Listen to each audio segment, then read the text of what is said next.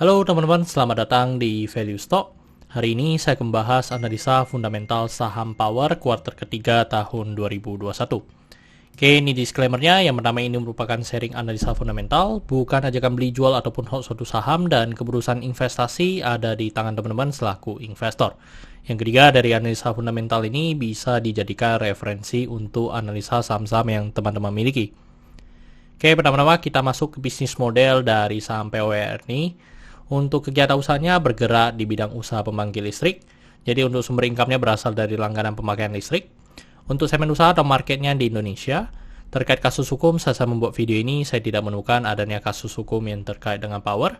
Untuk kepemilikan saham dimiliki oleh PT Udinda sebesar 30,48%, PT Brasali sebesar 26,64%, PT Penta juga sama, masyarakat sebesar 14,2%, dan Treasury sebesar 2,04%. Dan kita bisa lihat dari segi pendapatannya untuk secara kuartal ketiga mengalami kenaikan sebesar 7,8%. Dan saya asumsikan kuartal keempatnya memiliki kinerja yang sama dengan kuartal ketiga, maka sampai akhir tahun akan mengalami kenaikan dari segi pendapatan sebesar 43,8%.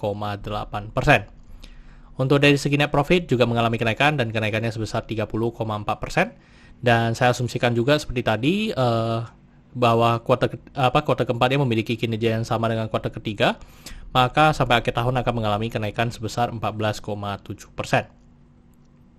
Dan kita bisa lihat dari segi asetnya mengalami kenaikan dan kenaikannya sebesar 3,2%. Untuk dari segi utang juga mengalami kenaikan dan kenaikannya sebesar 1,2%. Dan dari segi modalnya mengalami kenaikan dan kenaikannya sebesar 5,2%. Oke teman-teman, ini merupakan summary laporan keuangannya dari 2014 sampai 2021. Di sini saya akan banyak membahas tentang rasio keuangannya. Yang pertama adalah MPM. Untuk MPM 2021 ini sekitar 17,2%. Jadi masih mengalami penurunan dibanding dengan tahun sebelumnya. Terus untuk dari segi EPS di 78. Jadi untuk dari segi EPS mengalami kenaikan ya. Terus untuk dari segi pernya di 8,36 kali.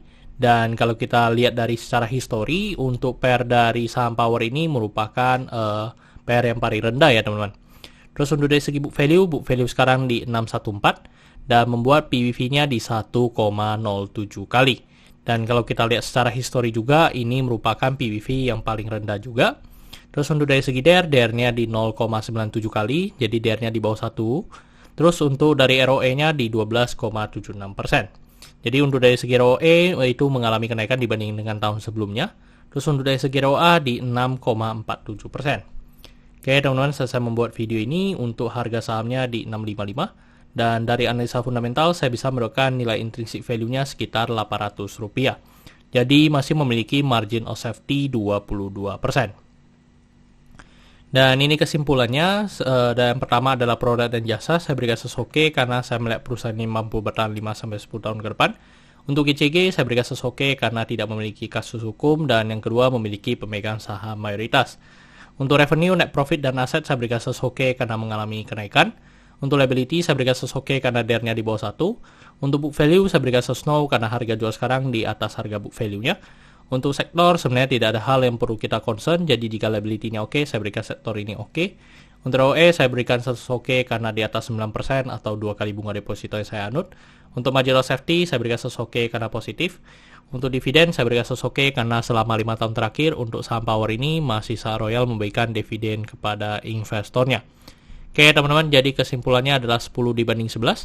Dan pertanyaannya adalah apakah saya akan membeli saham Power ini?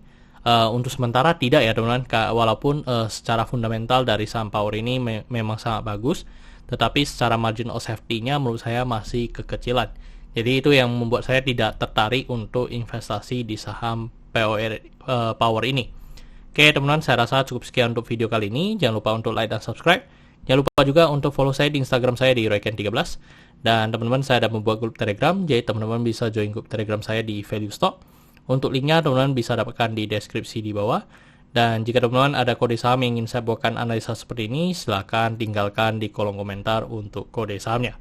Oke teman-teman, see you in the next video. Bye-bye.